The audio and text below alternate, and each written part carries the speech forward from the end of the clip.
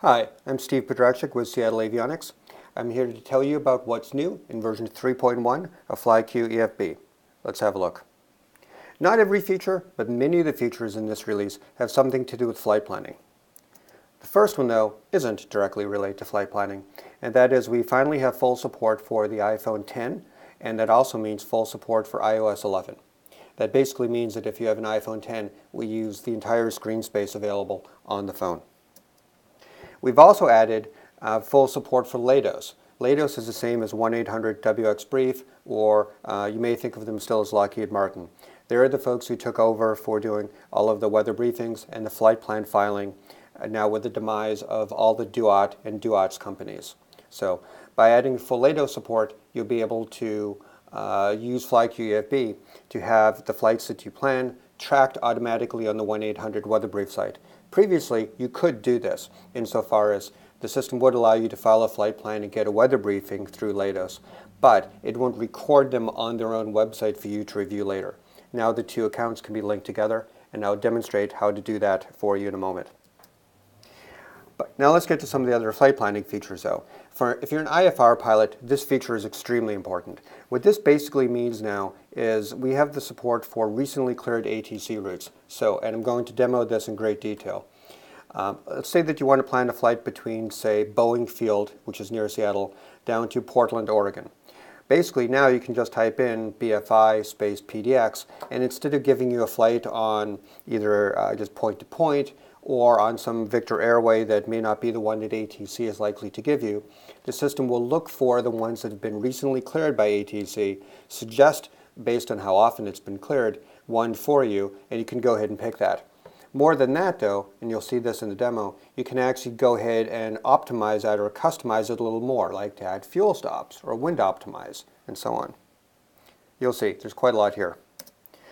Notice I just talked about fuel stop planning. Another great new feature in FlyQ EFB 3.1 is the ability for the system to automatically take fuel stops into account and to add fuel stops when you create a flight plan.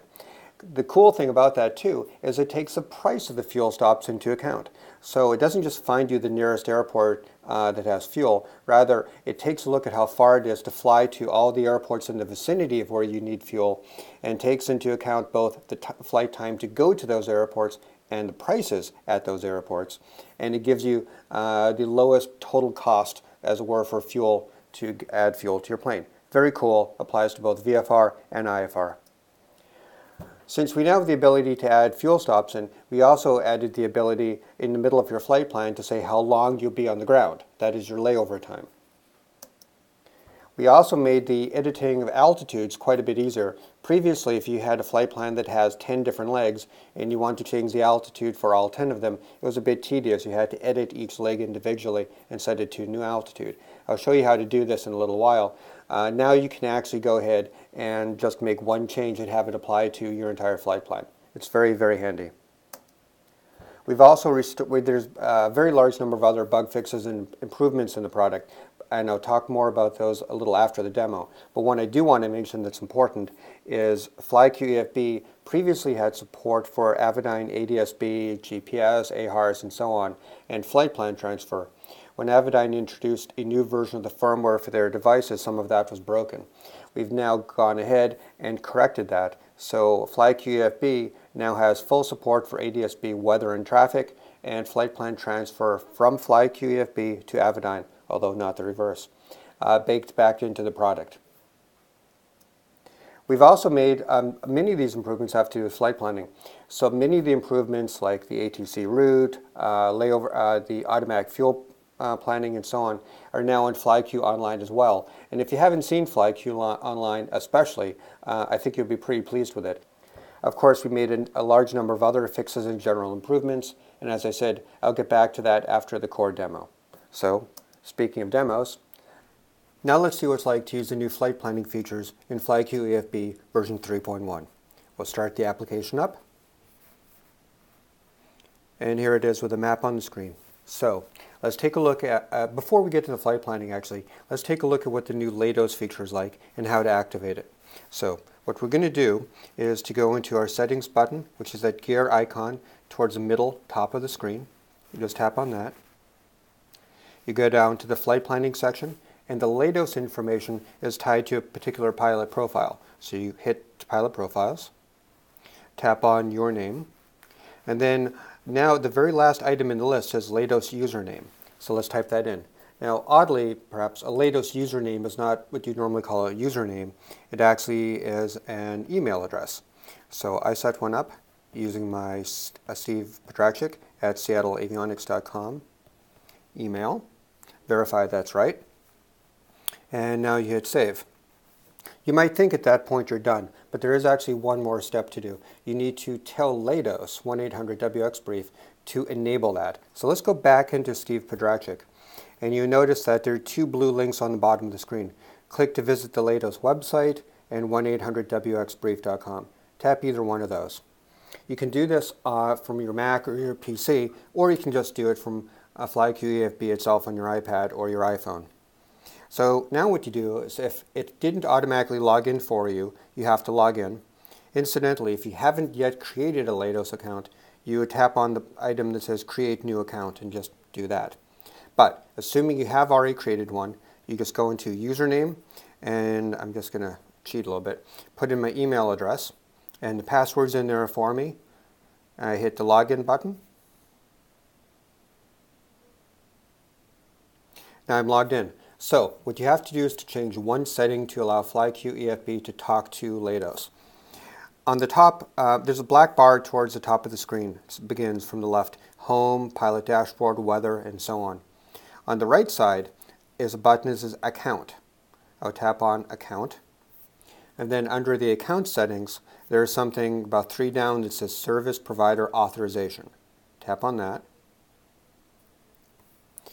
Now, these are a list of different applications and services that you can allow access to 1-800-WX-BRIEF. To modify it, though, you have to tap the Edit button.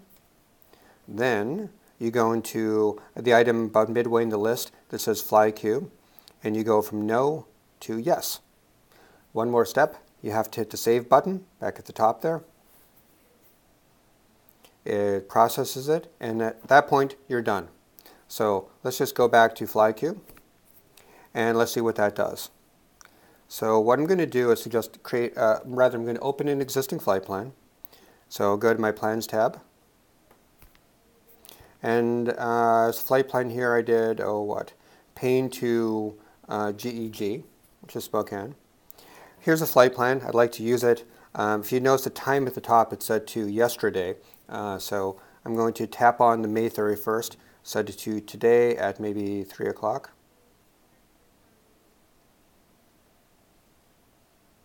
Okay, hit the Change button in blue. And you'll notice that the system automatically updates itself. I can take a look at my WX brief.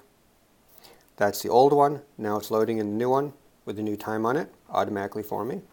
I can go to my ICAO flight plan form. Notice that the proposed departure time is 3 o'clock. And I will file this.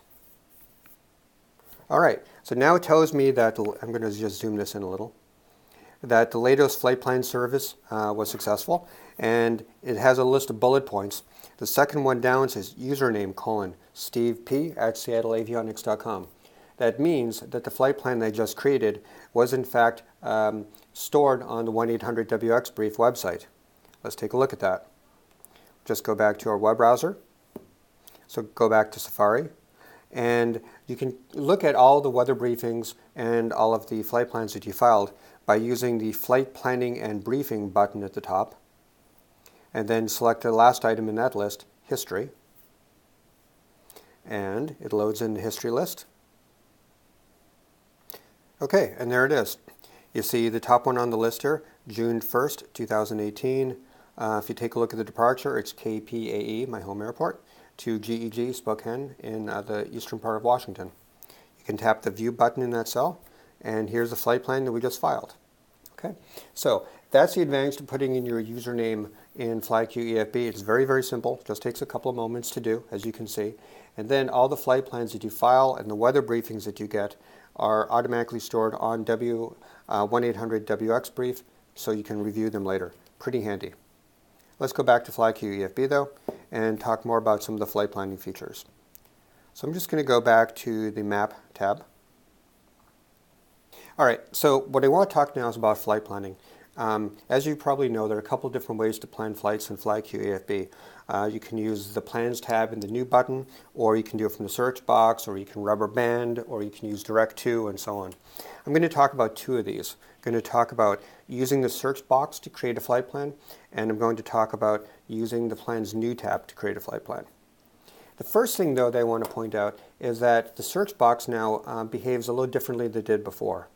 Previously, if you typed in something like Boeing field, which is BFI, and then PDX, it would just plot 2 points. It would put Boeing on a dot on Boeing field and a dot on PDX, and then you could rubber band the flight plan or do whatever you wanted to do to modify it. It can still do that, but by default it doesn't behave quite that way anymore. Instead, what we decided to do was to make it a little bit smarter. In particular, way smarter, especially for an IFR pilot. Because let's say that you were flying IFR between BFI and PDX. The odds of you getting an absolutely direct path is pretty close to 0. More likely, you're going to get the same recently created ATC route that someone else got recently. So, how do we do that? Well, let me close the keyboard here. And the way that the system behaves now is different whether you're flying IFR or VFR. Well, how do you know that? In FlyQ EFB, you can change your default settings. So I'm going to go back to that gear icon that we used a moment ago at the top of the screen and go back down to that flight planning section. And in the middle of flight planning or so is an item called defaults. So let's take a look there. So the defaults, this is not a new feature. The defaults were here before, but they're a lot more prevalent and a lot more important now than they were previously. In the default section, you can specify maximum altitudes that you want to fly at, minimum altitudes, minimum cruise altitudes, your default cruise altitude, how far in the future your takeoff time would be, meaning if it's at 30 minutes, it means that when you plan a flight from the search box, it will assume that you want to take off in about 30 minutes. You can make it an hour if you want to, 45, whatever you like. Layover is new. This version of the product allows you to have layovers. So this tells it to stay on the ground for, say, an hour when you get fuel. You can make it less, you can make it more, whatever you want to do. And then the key point here is the plan type. Again, this actually was here previously, but it's more important now. The plan type, IFR or VFR, and the system will do routing by default differently depending on those two. So I'm going to put it at IFR for now. Your default routing method also says when not looking for recently cleared ATC routes, what kind of method should we route by? Should it be Victors or Jet Airways or no routing at all, which just means point A to point B. I'm going to leave that at Victors. I'm going to hit my Save button. So again, now my default settings are now an IFR flight plan. So go back and let's plot this flight. So if I type BFI space PDX and hit the blue search button, it's going to go out and find me the recently approved ATC routes. So there are a couple of them. If I tap somewhere in here, you see one of them turn to purple. Looks like a couple of these guys. So you can toggle between the two, between the three, see what they look like. For each of the items it lists here, these are the recent list. It tells you how often they've been approved recently. So the top one, which is Buzzu to Helen 6, has been approved 6 times, most recently about 2 hours ago. The one below it has only been approved 5 times, although it was last approved an hour ago. Okay, so maybe we should pick that one. For each of these, it also tells you the distance, the total distance of the path. It tells you the estimated duration and the estimated fuel. That's based on, if you take a look at the line below it, where it says min and max cleared altitudes. It takes the average of those 2 altitudes. So on the one that was cleared an hour ago, the Buzzo Crater 2. It looks like minimum altitude cleared at was 11,000 and the maximum at 19,000. So the average is going to be about 15 or so. So the estimated duration and the estimated fuel burn assumes that you're flying at 15,000 feet. Which brings up an interesting point. If you're flying a Piper or you're flying a Cessna, something like that, unless it's a Cessna Citation, you're not likely to be flying at 19,000 feet. So when you select one of these routes, you have 3 choices. You have use route, use wind/fuel optimization route, optimized route, or a customized route. What do those mean? Okay. The one at the far left that says use route means take verbatim the route here, which is of course Buzzo Crater 2. So the entire route would end up being BFI Buzzo Crater 2 PDX. Okay. That means literally put that in, use the altitude, which is the midpoint between the min and the max. Don't add fuel stops, don't wind optimize, just go for it. The second choice is, I think, a little more interesting and pretty unique to Fly. In fact, I think entirely unique to FlyQ. Use wind and fuel optimized route says, well, ignore the minimum and maximum altitudes. Rather, use the service ceiling of your aircraft, make sure you stay below that, and give me the best altitude that gets me there as fast as possible given the expected winds. And by the way, add fuel stops if the flight path is such that it's going to require a fuel stop. So let's see what that looks like. So I'm going to take this choice here, the Buzzo Crater 2, and I'll hit Use Wind and Fuel Optimize. Now it's going to go out, calculate that route for me. It's about what you'd expect. BFI, Buzzo, Helen's, Crater, and so on, down to PDX. The altitude, though, is lower than what we just saw because I used the wind optimize route. So it knows to plan this at the flight altitude that makes most sense for me given winds aloft, given my plane. My weather briefing is over here. My KO flight plan is over here. I can file it, do whatever I want to do. The good news is, of course, that this is very likely to be the route that you actually would get. Let's go back and see some other choices, though. If I go back to BFI PDX, hit search again, it pulls up the same list. Now, instead of looking at, this is the one we picked before, instead of picking the use wind and fuel optimized, I want to really customize this. I want to change the number of people on board. I want to put in less fuel than full tanks, and so on. So I'm going to pick Customize Route. When Customize Route comes up, it shows me the new flight plan screen pre-filled with my from BFI, my to PDX, with my intermediary waypoints, Buzzo and Crater. I know that it's an IFR flight plan, and it's set the desired cruise altitude at the midpoint between min and max, but I can override that. So I could set that at, say, 3,000 feet if I really want to. I can also tell it to add fuel stops, to optimize for best winds, whatever else I wanted. Okay? You probably don't want to pick recently approved routes, because if you pick that, it will go back to that same list before. It'll show you all the ones between those points. Not what you want here. So we're adding fuel, we're optimizing for best winds, we're saying fly lower, and hit create.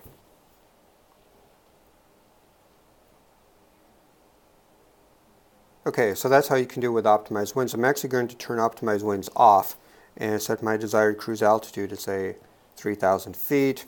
So now we're going to fly to 3,000 feet, so on, and hit create. And here's my flight plan. Okay, so that is, again, when you take a look at the list of ATC routes and you pick, let me do this just one more time, and you pick the choice which says Customize Route on the far right. Something else you can do. If you see these list of ATC routes and you think, no, I don't want any of these, this isn't what I meant. At the top of that box it says select a recently approved route or create a new route. So the create a new route is blue, so you can tap on it. I'm going to pick that. When I do that, it will create the route based on your default routing method, which, as you may recall, happens to be Victor Airways. It completely ignores all of the ATC routes, and as you may have noticed, it planned a slightly different route for me than I had from ATC. So you have a choice of either using the ones that have been recently cleared, or you can use one that the system just kind of does for you. Now, a couple of other things to point out about this. Let's say that I plan a flight from, say, Seattle down to San Francisco. So SEA, SFO. Hit search. Now, I'm flying a Cessna. So there's a big orange bar in the middle that says no low altitude routes found. It's warning me that all of the routes here are really made for jets. Okay? Now, it turns out you may want to actually take a similar route to that, which is why we show them to you. But we give you a big warning. It's also on the min-max cleared altitudes for each item. It's in orange too. We give you a big warning that these altitudes are probably not for you. So in this case, it's probably best to hit create a new route. There's another thing that can happen. Oh, by the way, if a particular route has both high altitude and low altitude routes, and you're flying a plane like a Cessna that has low altitude capabilities only, it will hide all of the high altitude routes and only show you the ones that are applicable to you as a low altitude pilot, unless there aren't any low altitude routes, and they're only high altitude routes. In that case, it will do what it just did. It will show you all ones that probably don't even apply to you. A couple of other things can come up too. Let's say that we plan a route from, say, Painfield, which is my home airport, to PDX. So right now it's looking for the ATC routes because it's an Vfr flight plan. And, well, there's a yellow bar across the navlog. It says, no recently approved IFR routes found. That means that in the past couple of days, through Latos anyway, there's been no flight plan filed which has gone from those two exact points, from Painfield in Everett, Washington, down to PDX, Portland, Oregon. So what it did instead was, it said, okay, fine. So you don't have a recently approved route. What's the most likely route that you're going to get? And we ask Leidos for that. So Leidos is saying, this is the route you're most likely to get. We can't guarantee it. It hasn't been recently approved, but we think this is most likely. So it will automatically go, if the 2 points involved haven't been cleared recently, it makes a best guess at it. One other thing I should point, well, a couple of other things. Let's say that instead of PAE, PDX, I tried something a little more complicated. I want to go from Painfield over the Seattle VOR, then down to Portland. Now here's the thing. When you type in more than 2 points, more than just a takeoff and a landing, ATC routes no longer apply. So since I typed in an intermediary waypoint, the Seattle Navaid, when I hit search, it's going to skip looking for ATC routes. And it's just going to plot me a flight on my default routing method, which is Victor's. It takes me from Paine to the Seattle Navaid, down to PDX, along Victor Airways. All right. Something I should point out here on the screen too. Notice what I typed in. I typed in PAE. I didn't bother typing in KPAE, and yet it figured that out. And for PDX, I didn't type in a K. I just said PDX, and it figured out that was an airport. But for Seattle, I didn't type the K, and instead of finding the Seattle airport, which is also has an FAA identifier of SEA, it found the Seattle Navaid with SEA. Why did it do that? It did that, and FlyQ has always done this, by the way, that it assumes that the first item in the list and the last item are airports. So if there's a conflict between a Navaid and an airport, it will pick the airport. But for ones in the middle of that string that you type in, if you type in something that's a Navaid, it will assume it's a Navaid over an airport. If you wanted to fly to the Seattle airports, then what you can do is you just modify this just a little bit, and you put a K in front of SEA. So now we're going from Paine to the SeaTac airport, because it has a K in it, down to Portland, hit search again, and now the system will plot a flight again on Victor Airways from the Paine airport down to the Seattle airport. As you can see, a Paine airport, Seattle airport, down to the Portland airport. So that's a subtle difference in the way the system works. Other things I should point out. Let's go back to our BFI item here. So let's say they want to pick BFI back down to Portland. And I know for a fact that I have no desire at all to go on an ATC route. And I want to just pick just those 2 points only. On FlyQ EFB, you've always been able to put another item there, a suffix essentially, that says N, like I want no routing whatsoever, just those 2 points. V means plot this on Victor Airways. J, plot this on Jet Airways. G, GPS Direct, or also known as terrain avoidance. If you pick any of those options, it will, even for an IFR default flight, it will ignore looking for the ATC routes and just plot it the way it normally would have in older versions of the product. So I'll type in BFI PDXV, and instead of looking for the ATC routes, it'll just plot the flight from Boeing Field down to Portland along Victor Airways precisely the same way that earlier versions of the product would have. Okay. Other things to think about on this. One other thing is, let's see how it looks if you're doing a VFR flight plan. We've talked a lot about IFR.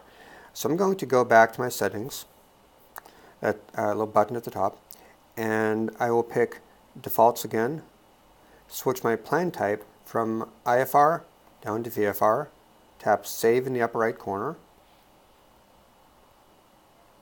and let's do basically the same flight. I'm going to do BFI PDX. again, if this were an IFR flight, it would go out and look for all those ATC routes. But since it's VFR, it knows that those don't apply. So instead, it plotted the flight using my default routing method, which, as you may remember from a moment ago in the default screen, is Victor Airways. So we did go from BFI down to PDX.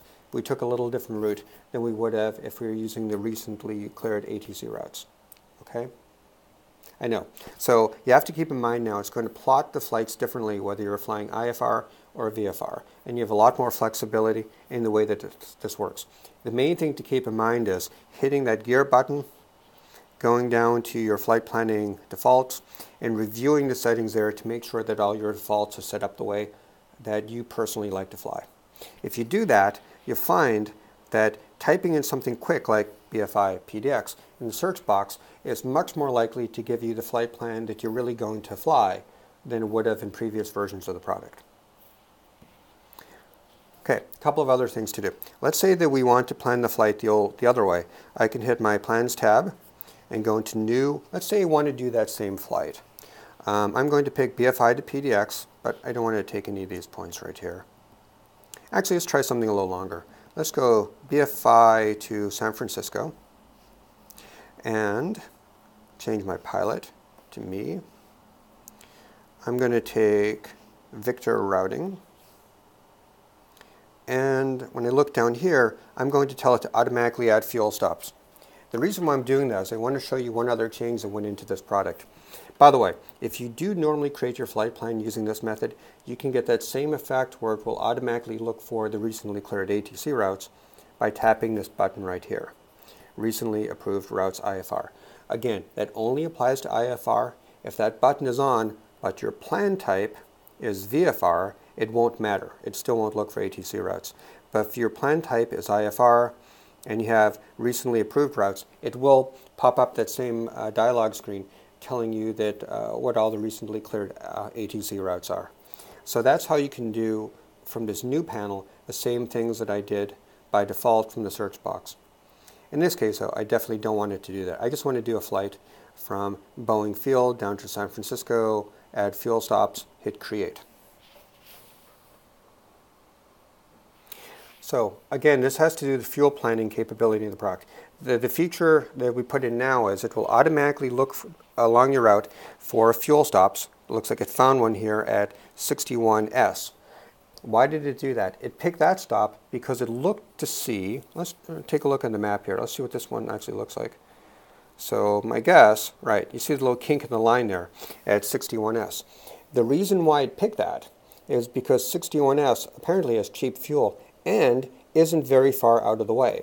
Conceivably, there could be airports that had much lower price fuel, but they were 50, 60, 70 miles, whatever, out of the way of your route. So saving 10 cents by flying 50 miles out of your way doesn't usually make a whole lot of sense. So it takes into account the total cost minimization of your flight by looking at both the fuel price and how much fuel you're going to burn to pick that airport. Now let me show you how you can modify that a little. I'll go back to my Plans tab. And if I'm looking at that, I see my 61S. Let's take a look at maybe these altitudes. Like it wind optimized and said you ought to be flying at 10,000 feet or so. Let's say for whatever reason you don't want to fly that high. You don't want to go higher than 8,000 feet. Great. Tap the edit box and let's go into 61S. And in 61S, notice that the name is 61S. The altitude is 10,000, fuel added 25.2, stop. There's a new field here called layover time. So let's say that you were expecting to get some lunch. You may want to make the layover time maybe 90 minutes. But here's really the cool thing. Let's say that the altitude, again, instead of 10,000 feet, we want to fly more like 8,000. So type in 8,000. In the previous version of the product, I'd have to go into each and every one of those waypoints along the way and manually type 8,000, 8,000, 8,000, 8,000. Pretty tedious. Now, I type in my 8,000 once, and on the bottom it says change altitude for, and I can say, yep, just this waypoint, or how about this waypoint and all waypoints below this later in the flight plan, or even all the waypoints in my flight plan. So by doing that, I'm going to change all of my altitudes to be about 8,000 feet. So let's hit done, and look at that. All of my altitudes are in about 8,000. I'll click done. It recomputes the flight plan. Notice it did make a couple of these 9,000 feet. The reason for the 9,000 feet ones, though, is because of cardinal directions. Right? So if you're flying east, you have to fly at one altitude. If you're flying west, you have to fly another altitude. So it will take those into account and won't blindly set all your altitudes at an invalid altitude. It will take into account the direction of flight. So that's another great feature in terms of the editing on the flight plan. As I said, there are a number of other fixes and improvements that went into the product too. I'm actually not going to read all of these. If you want to know what all of these are, you can either find them in a pilot's guide or you can just pause the slide and read them yourself. In addition, I'm just going to highlight a couple. In addition to the Avidyne ADS-B fixes, we made a number of changes that should help memory leaks in the product. A memory leak is when the program uses memory, but it doesn't restore it properly. That's important because if an application uses too much memory, the operating system will kill the app. Technically, it's not a crash, but effectively, it's like a crash in the application. And those are very hard to find, and that's what we've been working on a lot in this release. One of the other ones that's probably important is we've improved the performance of the Documents tab feature. If you have a very large number of documents or a very large number of tracks that you've recorded, you'll find that the load time and the reliability is quite a bit better there. We also fixed one other crash that I think came up a fair amount, which was a crash that when you showed the weather for a particular airport, or rather for a airport, the app had a slight probability of crashing. And I believe that now that has been fixed in the vast majority of cases. So, as I said, there are a number of other changes, a number of other fixes, and if you want to read them, you can pause the slide right here. So, that's what we've done in version 3.1 of the product. To a large extent, it was to improve the reliability and the ability to do flight planning in the product. In other words, make it much, much easier to plan a flight, which is actually what ATC is going to give you.